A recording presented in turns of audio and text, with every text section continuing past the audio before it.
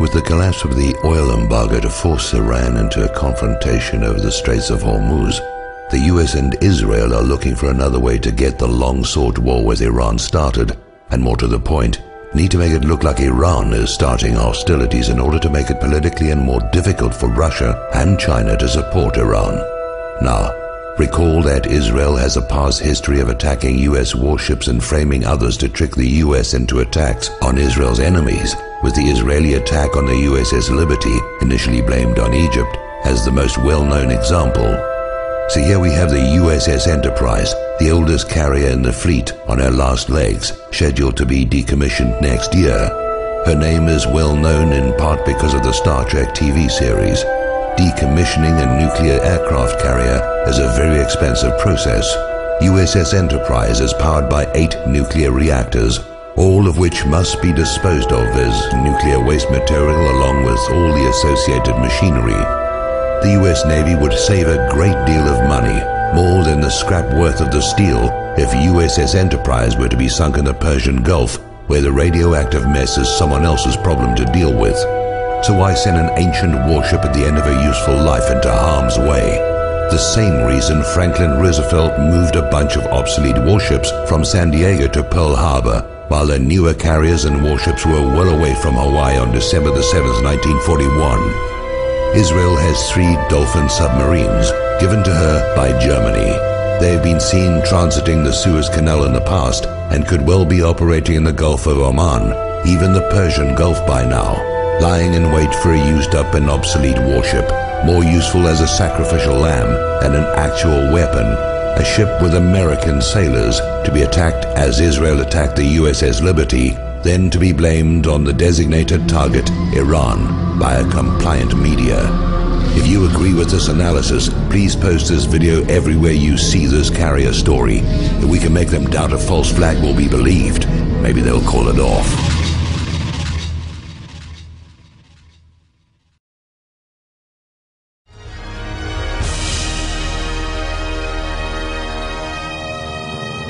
But speaking of Iran, there are massive U.S. troop buildups being reported by a lot of different publications. I've got family that's been sent to Kuwait. There's major naval buildups in and around the Strait of Hormuz. Israel admits they may strike them. The United States and NATO have put giant sanctions on Iran. Iran is threatening to close the Strait of Hormuz. This is moving rapidly towards open war. There's already covert war going on inside of Iran right now. The base is getting blown up, the generals being killed, the scientists being assassinated. All of this is unfolding and really starting to come to a head, and we'll continue to break all of that down as it unfolds. I talked to political scientist, PhD, and insider, former State Department highest security clearance individual, Dr. Jerome Corsi, today, and he said the intel is the physical hot war is imminent. The Free Home of the Brave, it's all about torture. And I'm glad we've got this article tonight, because there's a lot of news I end up not covering on the radio. This was one of our top stories. I didn't get to it. A U.S. Intel director prepares public for false flag event. And this is a big report put out by the Brookings Institute, which is like a big CFR think tank. And they've got, you know, some of the top directors of intelligence in here, all quoted by name. You can go read it, saying, quote, "It would be far more preferable if the United States could cite an Iranian provocation as justification for the airstrikes before launching them.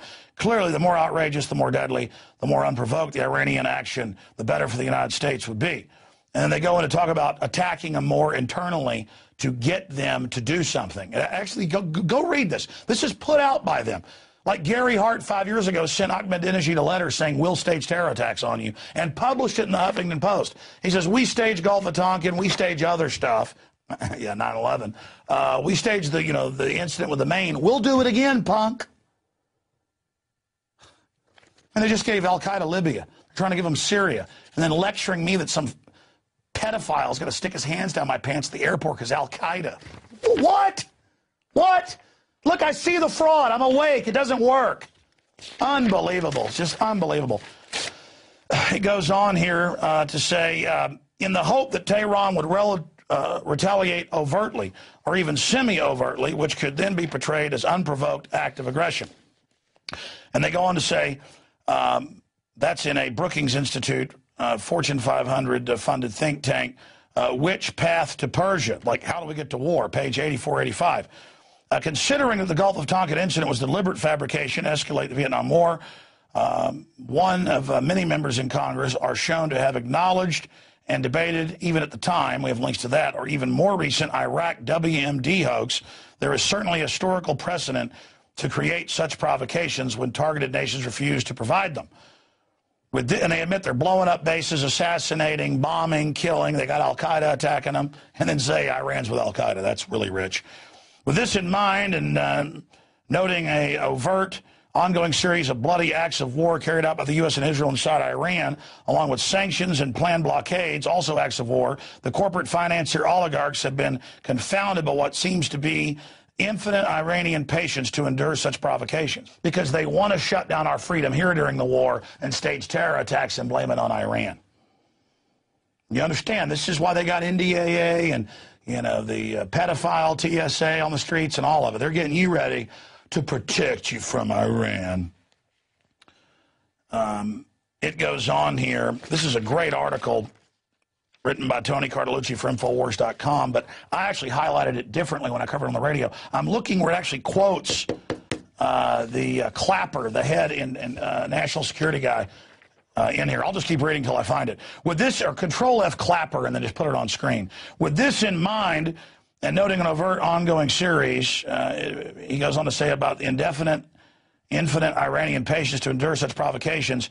U.S. foreign policy makers have noted for years now that Iran is actually poses no threat to the U.S. or Israel national security, and their acquiring of nuclear weapons serves more of a deterrence against future military incursions against the Islamic Republic by the West than a means of launching unprovoked attacks against nations that all possess nuclear deterrence of apocalyptic scale, like Israel, with 400 nukes at least.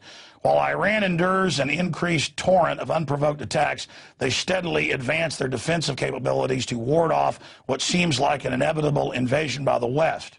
There it is. Despite this documented evidence, the Director of National Intelligence, James R. Clapper, Jr., made a startling statement recently, citing an already discredited alleged Iranian plot involving an assassination attempt of a Saudi ambassador on U.S. soil, that Iran is now more willing to conduct an attack on the United States in response to a real or perceived U.S. actions that threaten the regime. So they're blowing stuff up inside the country and admitting it, saying they want to stir them up for a response, but then going on the news like the public are a bunch of jellyfish idiots and saying, Iran says they may attack America. And they did have one of their parliament members who's on the Intelligence Committee actually say that. There's a lot of evidence some of the Iranian government is globalist operatives. After all, the West actually put the mullahs in power. And some of the mullahs may want an attack because they're very unpopular, and an attack has been shown to make them popular because their public will rally around them. So all these thugs, all these tyrants basically want this because it props up corrupt governments everywhere. But Iran generally, strategically, wouldn't want to attack the United States so that they would then be attacked massively and probably invaded themselves. They would attack through proxies like Hezbollah and other groups against Israel and against U.S. targets over there. But that is a big article. U.S. Intel Director prepares public for false flag event, and that is certainly one of the most important news stories we've got for you this evening. Please get it out to everyone you know at Infowars.com.